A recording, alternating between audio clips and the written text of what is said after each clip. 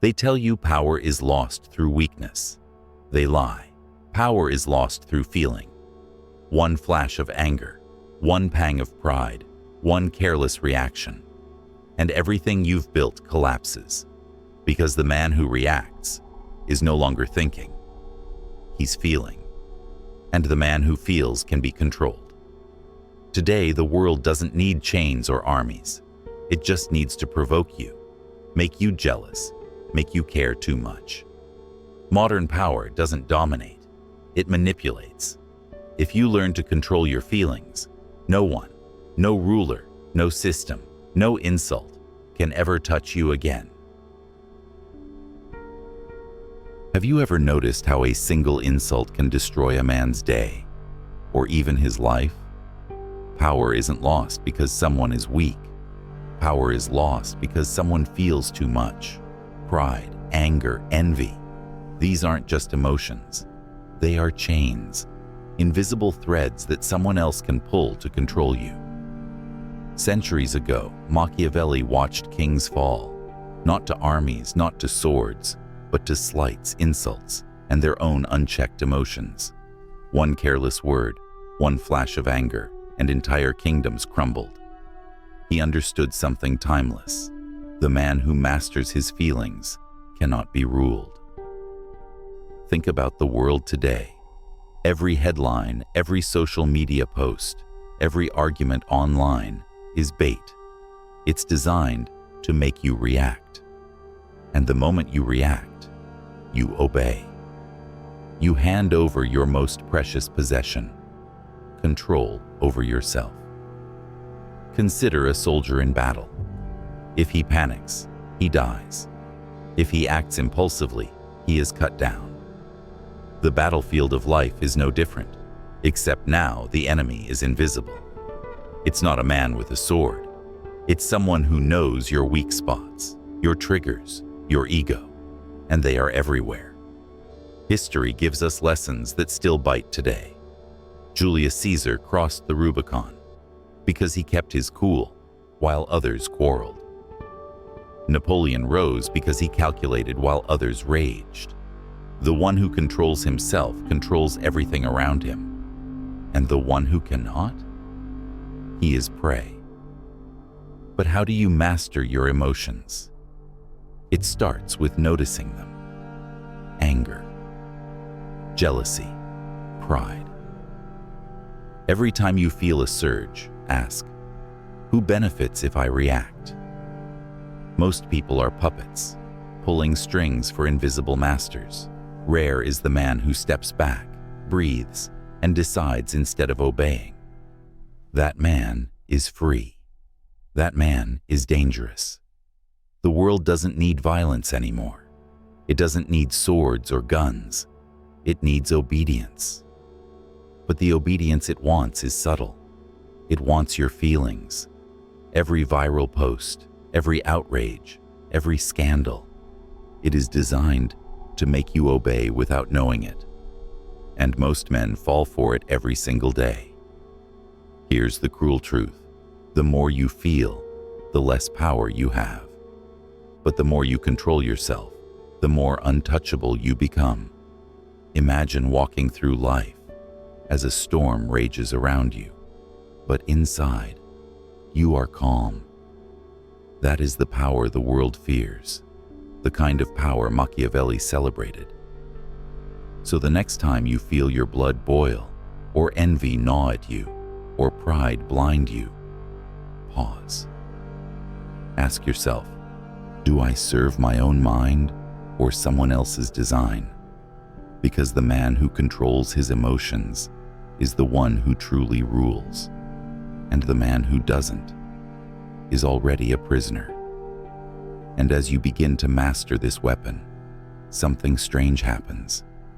You start seeing the battlefield everywhere, the subtle wars of influence, the unseen hands trying to move you. You begin to understand that power is never taken. It is surrendered, and the first surrender is emotional. Have you noticed how the world worships vulnerability? Be authentic, they say. Share your feelings. Show your struggles. It sounds noble. But there's a dark side hiding behind that applause. What if I told you that society doesn't want your authenticity? It wants your obedience. Every scroll, every headline, every influencer preaches emotion as religion. Outrage, empathy, guilt, fear. Feel it all. And here's the trap. The more you feel, the more readable you become. The more readable you are, the easier it is to control you. Pride, guilt, anger. These are not flaws. They are levers, invisible pulleys pulling at your decisions, your actions, your life. Think of the court of Louis XIV. Courtiers flattered, fawned, and shared every thought to seem honest and real. But the king didn't reward authenticity. He rewarded those who made themselves useful. Those who wore vulnerability like armor were exploited. Their honesty made them visible. Their visibility made them manipulable. Today, the same rules apply. Social media has become a stage where everyone performs vulnerability. Every post, every story, every confession is a signal. I am readable. I can be predicted. I can be shaped. And while you feel freedom, someone else feels profit. Someone else sees your levers and begins to pull. Here's the psychological trick they use. They convince you that your feelings define you. You are your anger. You are your fear. You are your pain. And when you believe this, control slips from your hands like sand. What looks like honesty is really a leash disguised as freedom, and very few see the cord until it's tight around their neck. But there is a way to fight it. Notice your emotions. Name them. Observe them without acting. Ask yourself, who benefits if I follow this feeling? Who profits from my outrage? Pause before reacting. Step outside the story that society tells you. That small act, this tiny moment of self-control, makes you untouchable. The world preaches chaos. You practice clarity. Consider the lessons of Sun Tzu. The best generals hide their intentions. They show emotion only when it serves strategy. Their troops cannot predict them. Their enemies cannot manipulate them. Be that general in your own life. Let others bleed their hearts online while you remain unread, calculated, sovereign. And the irony is cruel. Society calls you cold, distant, or inauthentic when you resist this trap. But in truth, you are free. You are dangerous. You are the one who sees the game and refuses to play by the rules they wrote. So next time someone tells you to share your truth, pause. Ask yourself, whose truth are they serving? Mine or theirs? Because weakness often masquerades as authenticity, and the man who believes it is already on the leash. And when you break that leash, when you stop reacting, the world suddenly becomes a different battlefield, one where power is silent, unseen, and entirely yours. What if I told you the deadliest enemy you face isn't across the table, across the street, or across the battlefield? It's inside you. Right now, your body is a battlefield. Every surge of fear, anger, or desire is a chemical storm raging beneath your skin. Cortisol, adrenaline, the fight-or-flight instinct. Centuries ago, this storm saved your ancestors from predators. A saber-toothed tiger lunging from the shadows. That rush of adrenaline kept them alive. Today, the same instincts betray you. A manipulator doesn't need to strike. They just need to whisper the right words, show the right image, or ignite the right trigger. And the moment your biology reacts, your logic disappears. Your mouth speaks recklessly. Your secrets escape. You betray yourself without realizing it. Machiavelli understood this. A man who cannot master his nature will be mastered by it. And he wasn't speaking of swords or armies. He was speaking of the storm inside every human being. The man who reacts blindly to his instincts is already a prisoner of his own body. The man who masters them, untouchable. Think of the duelists of Renaissance Italy.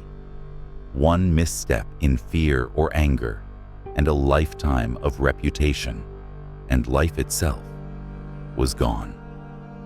The one who remained calm, who controlled the trembling in his hands, who waited and observed. That was the one who survived. Not the strongest, not the fastest, but the one who ruled his biology. In today's world, the battlefield is invisible. Social media notifications, angry emails, traffic jams, betrayals, each one a trap, each one a trigger.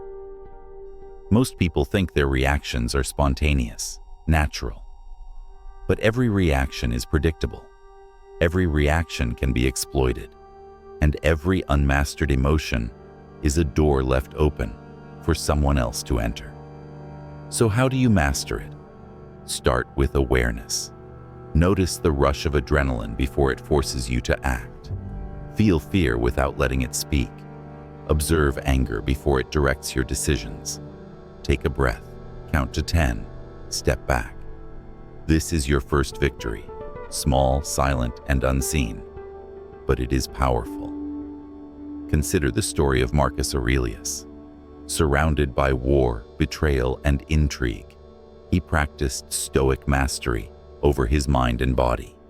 He understood that no empire could be controlled if the emperor was a slave to his own instincts. And that is the lesson for you today. The most dangerous battlefield isn't out there, it's in here. And here's the cruel paradox. The moment you master your biology, the world changes. Suddenly, words that once provoked you are powerless.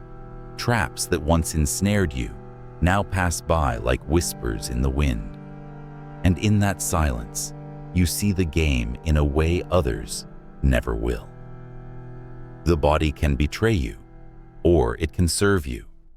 It can enslave you, or it can become the ultimate weapon. But mastery begins with recognition. And once you recognize the battlefield within, you are ready for the next stage, the subtle art of using what others cannot even see against them. Have you ever seen a man lose everything because he couldn't hold his tongue or his temper? Every emotion is energy, and left unchecked, it's chaos. But controlled, it becomes strategy.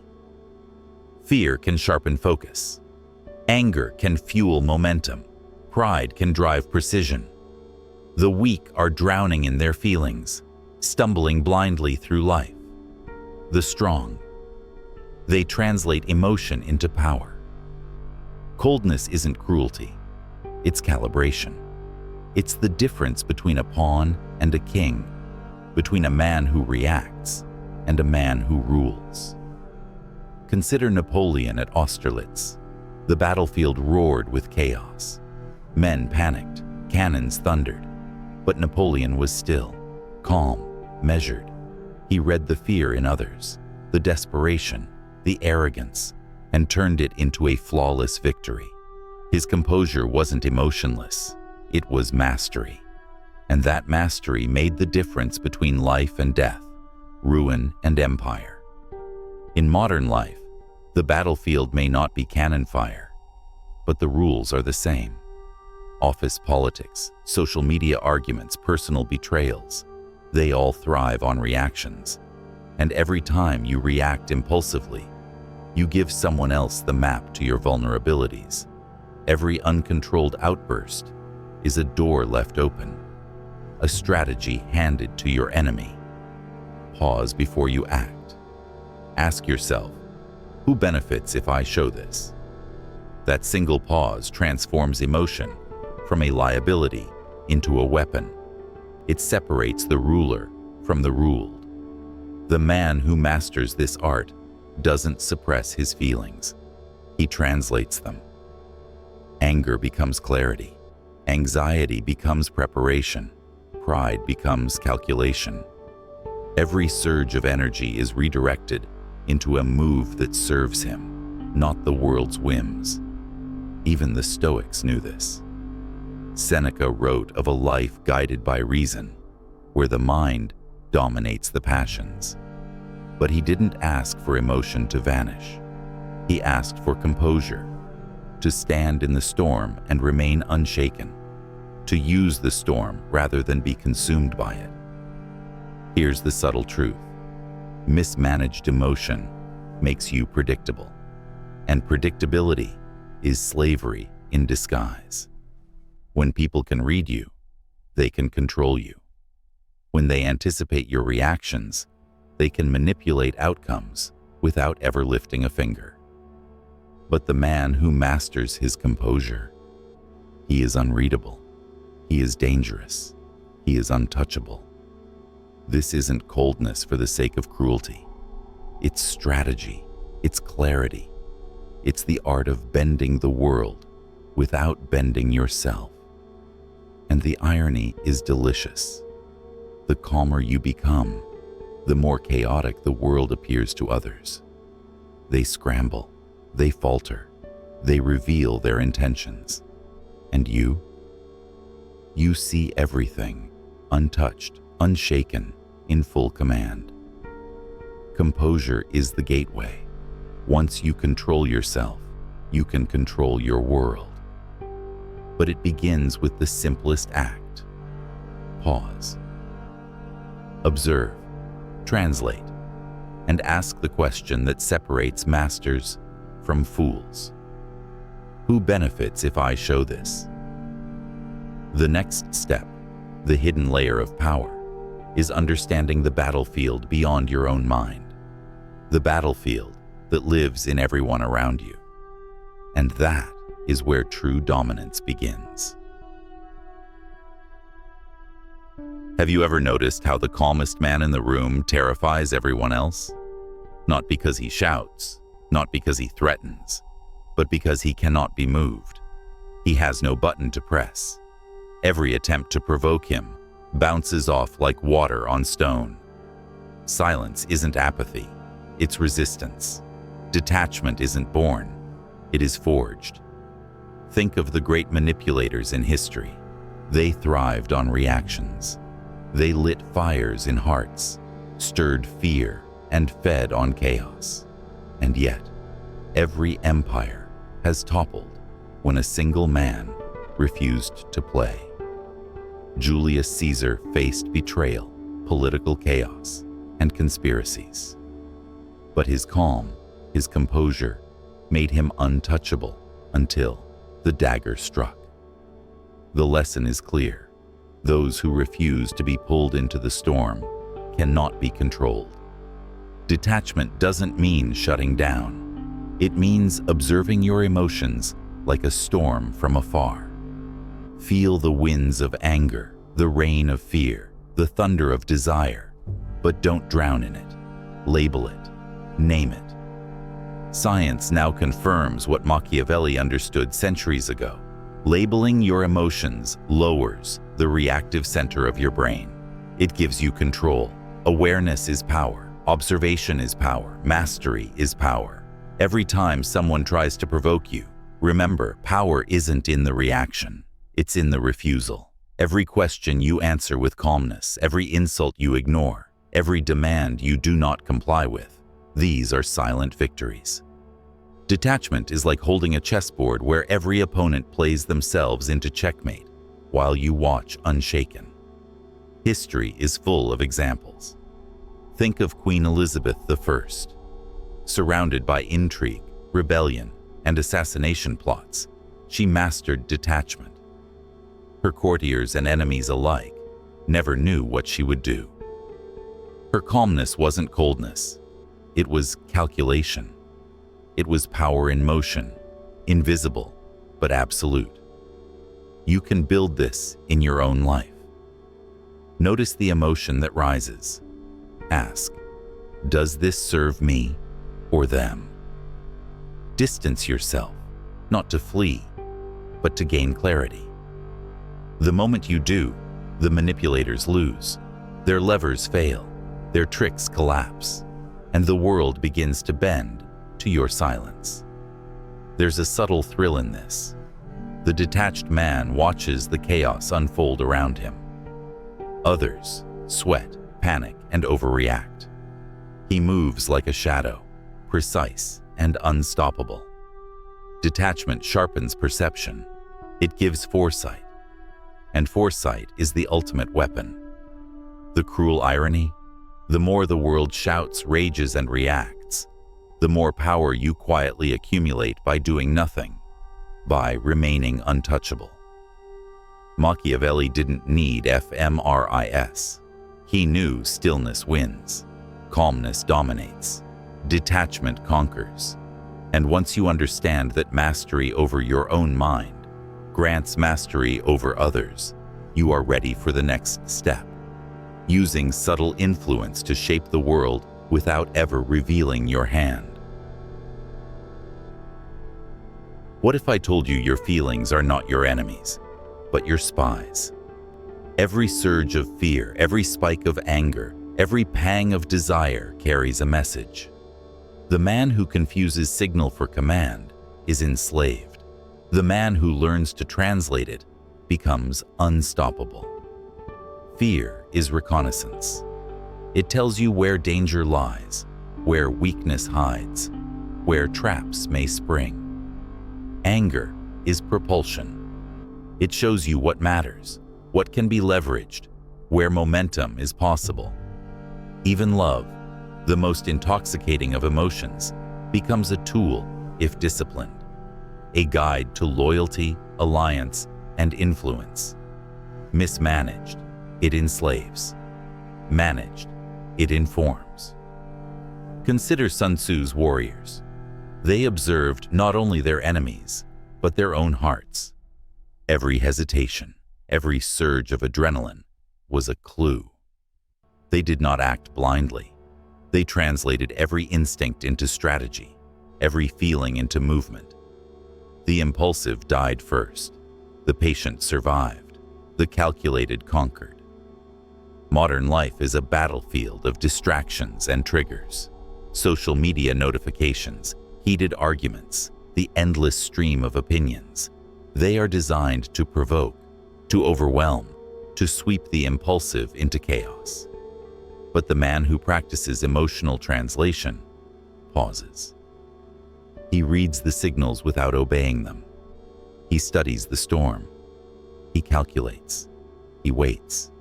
And when others are swept by outrage, he moves last and moves best. Every insult becomes a test. Every provocation becomes a clue. Every emotional spike becomes data. He does not react blindly. He responds deliberately. And in that discipline lies his invisible advantage. While the world reacts to chaos, he writes the rules. Think of the great statesmen of history, Catherine de' Medici, Machiavelli himself. They understood the pulse of people and nations, not by suppressing emotion, but by reading it.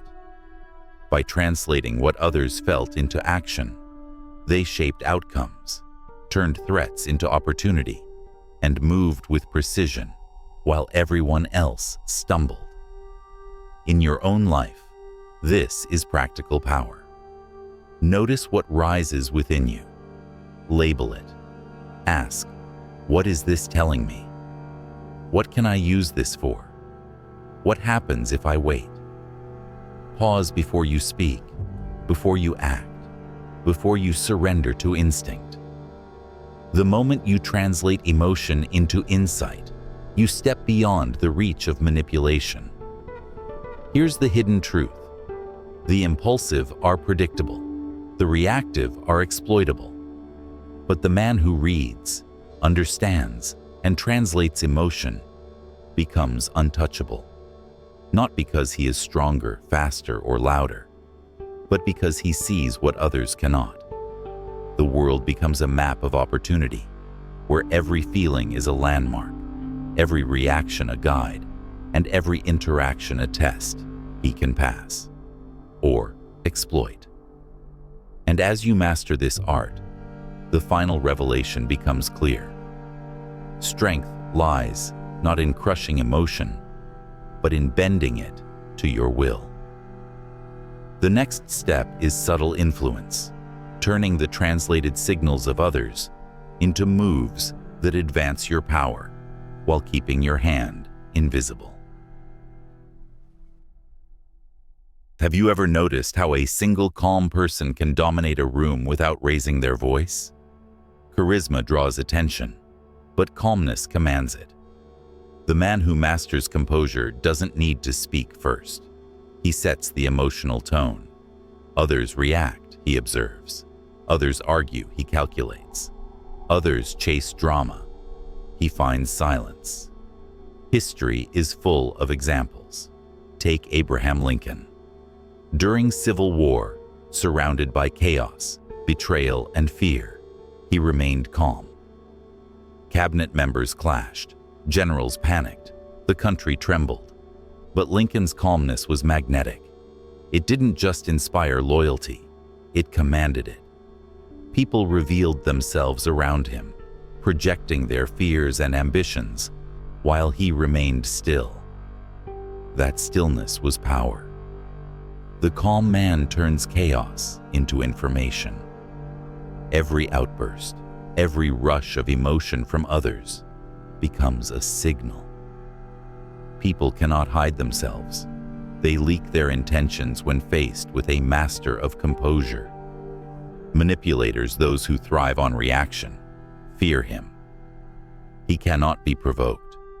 He cannot be rushed. He becomes untouchable, not through strength, but through endurance, patience, and the subtle art of observation.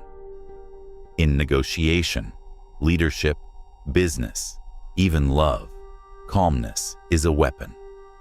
Silence is a sword. Delay is armor. Observation is reconnaissance. While others expose their weaknesses, argue, and lash out, he absorbs the scene, interprets the signals, and moves when the moment is truly his. Emotional asymmetry works for him. He doesn't need to compete with chaos. He lets chaos compete with itself. Think of the chess grandmasters of the past. The impulsive player blunders, revealing strategy too soon. The calm player waits, reads, anticipates, and moves decisively when the board is fully understood. The same principle applies to life. The world rewards the reactive only with immediate gain. The calm reap long-term dominance. Practical lessons are simple but powerful. When provoked, breathe. When pressured, pause. When chaos erupts, stand still. Let others exhaust themselves.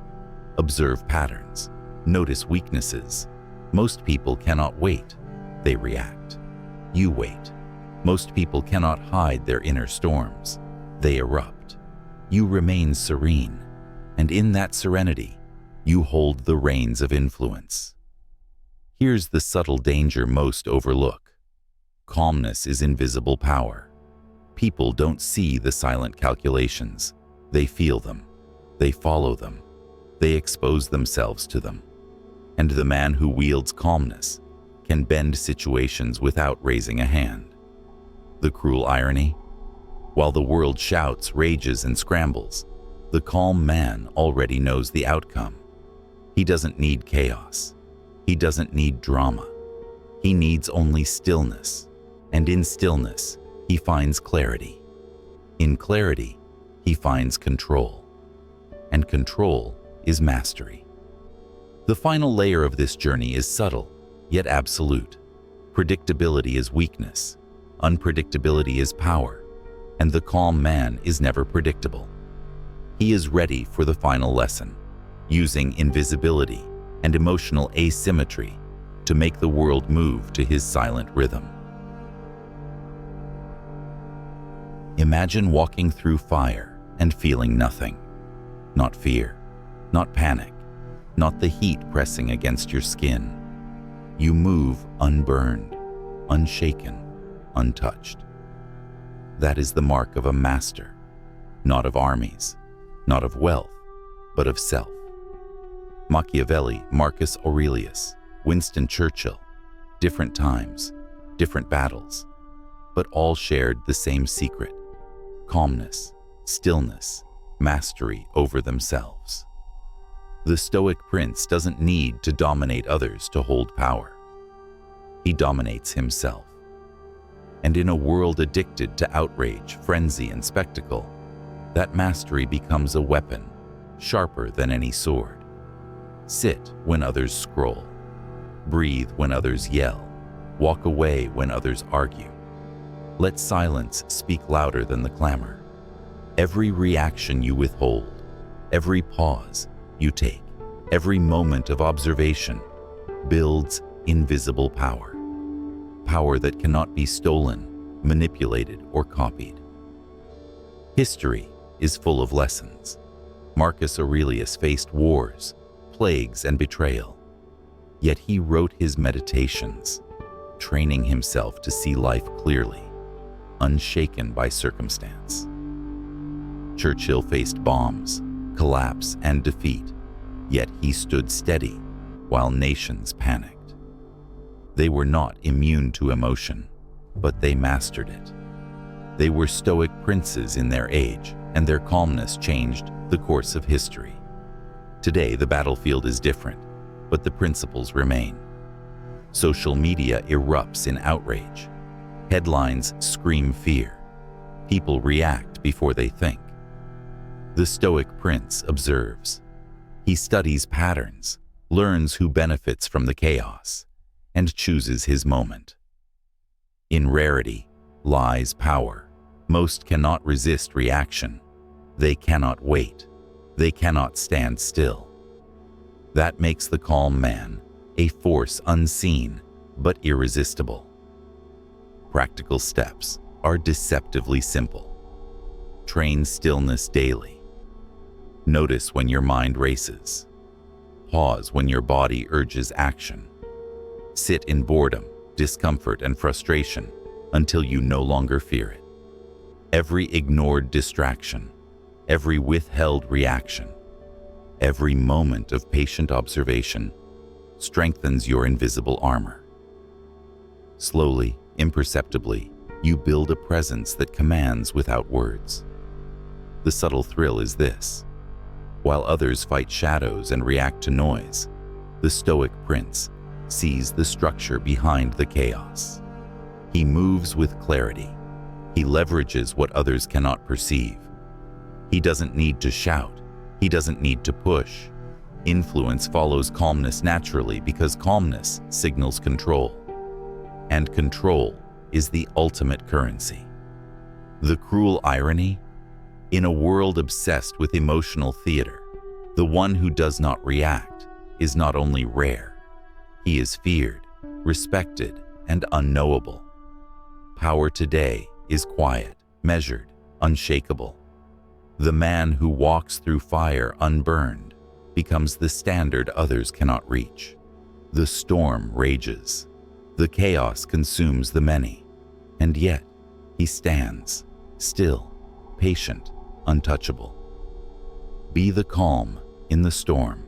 Train your mind, master your body, translate your emotions, observe without reaction, and cultivate detachment. Become the Stoic prince in the modern age.